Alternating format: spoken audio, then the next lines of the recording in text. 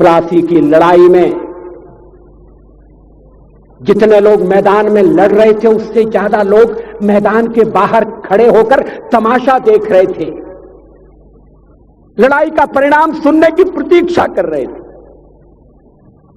देश के भाग्य का निर्णय होने जा रहा था, मगर उस निर्णय में सारा देश शामिल नहीं था। विदेश मंत्री के नाते मैं अफगानिस्तान गया। आपको सुनकर ताज्जुब होगा, अफगानिस्तान के अपने मेजबानों से मैंने कहा मैं गजनी जाना चाहता हूं, गजनी।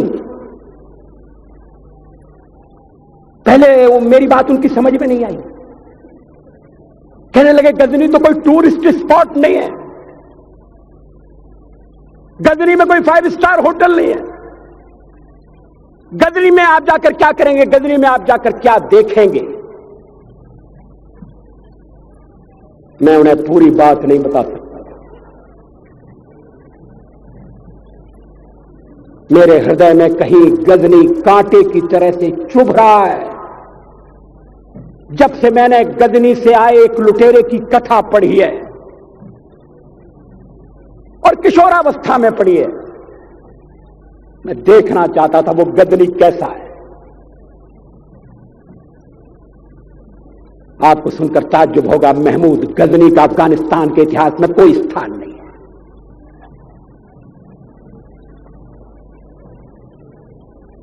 गजनी छोटी सी जगह है, छोटा सा गांव है। कल्पना करिए सैकड़ों साल पहले वहां धूल उड़ती थी, झोंपड़ियां थी, मगर एक लुटेरा लुटेरों को इकट्ठा करता हुआ सोने की चिड़िया को लूटने के लिए चला आया। आपस की फूट से जो राजा है वो लड़ेगा, जो क्षत्रिय है वो लड़ेगा। हमने समाज के बहुत बड़े वर्ग को लड़ने के अधिकार से वंचित कर दिया। हमने उन्हें हथियार नहीं उठाने दिए। मार्शल नॉन मार्शल के आधार पर हमने समाज को बांट दिया। वो लुटेरा सोमनाथ के मंदिर तक चला गया। पुजारी देखते रहे। मंदिर की पूजा भक्तों को करना पड़ती है। मंदिर तो एक प्रेरणा का केंद्र है। मैं देशपांडे जी की तरह से नास्तिक नहीं हूं, मगर उनकी नास्तिकता में भी जो आस्तिकता है मैं उसका आदर करता हूं, उसका सम्मान करता हूं। वो जिस आत्मविश्वास से नास्तिक होने की बात कहते हैं, तो मैं उनसे कहना चाहता हूं वो सचमुच में नास्तिक नहीं है। जिसकी आस्तिकता है, जिसका विश्वास है, वो नास्तिक कैसे हो सकता है। विश्वास किसमें है ये बड़ी बात नहीं है, विश्वास है या नहीं। हमने समाज के बहुत से बड़े वर्ग को विश्वासहीन बना दिया।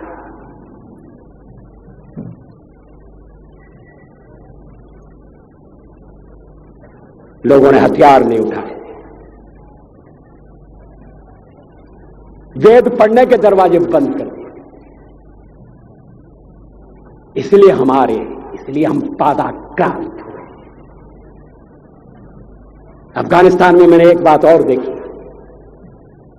मुझे जिस होटल में ठहराया गया उसका नाम था कनिष्क। अफगानिस्तान एक मुस्लिम देश है। मुझे बड़ा ताज्जुब हुआ। मैंने कहा कनिष्क यहां कहां से आया? तो मेरे साथ अफगानिस्तान के विदेश मंत्री थे। मैंने कहा कनिष्क आपका कौन लगता है, कनिष्क से आपका क्या संबंध है? कहने लगे कनिष्क हमारा पूर्वज है, कनिष्क हमारा पुरखा है। He was one of our forefather. मैंने कहा तब तो हमारे आपके पुरखे एक हैं। अफगानिस्तान के लोगों ने उपासना पद्धति बदली है, संस्कृति नहीं बदली। आज के भारत के परिवेश में यह सुनने के बाद थोड़ा विचित्र लगता है। हमारे यहां तो धर्मांतरण के साथ राष्ट्रांतरण होता है, ऐसा दृश्य दिखाई देता है। पड़ोसी देशों में ऐसा नहीं हुआ। अभी राम जन्मभूमि का मामला चल रहा है। एक विदेशी आए, कहने लगे ये राम जन्मभूमि का क्या झगड़ा है। हमने कहा इस पर विवाद हो रहा है कि श्री राम कहां पैदा हुए थे, और जहां पैदा हुए थे वो स्थान उनके मंदिर के लिए प्रयुक्त किया जाए या न किया जाए। वो इंडोनेशिया से आए थे, वो मुसलमान है। कहने लगे हम तो समझते थे कि राम के लिए सारे भारत में आदर होगा, सम्मान होगा। हमने कहा ये आपने कैसे समझा। कहने लगे आप तो इंडोनेशिया आ चुके हैं, इंडोनेशिया में बहुत से लोगों ने इस्लाम स्वीकार कर लिया, मगर श्री राम को विस्मृत नहीं किया, श्री राम को भुलाया नहीं। इंडोनेशिया के बाली द्वीप में 1 महीने रामायण की लीला होती है। मैं उस समारोह में जा चुका हूं। उस समय भी विदेश मंत्री मेरे पास बैठे थे। मैंने कहा ये रामायण ये क्या हो रहा है। मैंने कहा एक्सीलेंसी ये मंच पर क्या हो रहा है।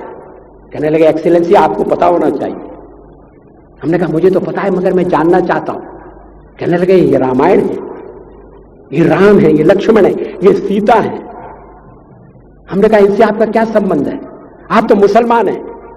कहने लगे हमारा संबंध बहुत पुराना है, हमारा तब का संबंध है जब हम मुसलमान नहीं हुए थे। थाईलैंड की राजधानी अयोध्या कही जाती है। थाईलैंड के राजा को आज भी राम कहा जाता है। सावरकर जी ने हिंदू राष्ट्र की बात की, हिम्मत के साथ।